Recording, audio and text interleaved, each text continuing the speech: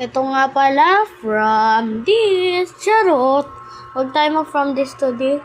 Ito nga pala yung pinsan ko, parang ewan kung ano-ano ginagawa. Oh, yung mukha niya pangit, mga aso. So, ito nga pala, ang galing naman ng pinsan ko. Nasushoot niya, pero sa huli bigla. Ito nga pala, guys. Hi! Simulan na natin. Wait lang, guys. Tingnan kaya natin yung pinaggagawa ng pinsan ko. Ayun o, tingnan natin dun sa bintana. Buti na nakita ko. Kasi para maano. Ayun sila, guys.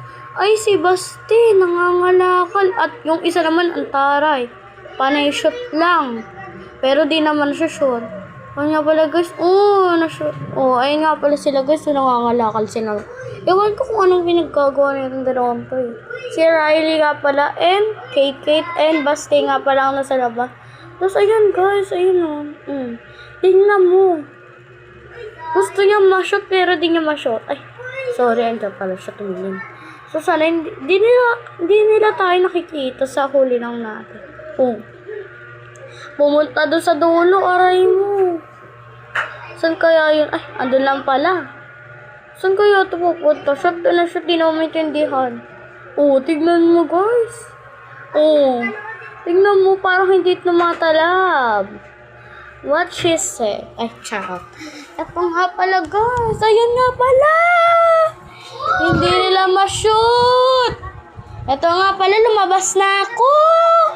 Dala-dala ko ang tsinelas ko. Na-shoot niya yung pagkalabas ko. Ay nga pala siya, guys. Andyan nga pala, naglalaro. Ano ba ginagawa mo dyan, Elia?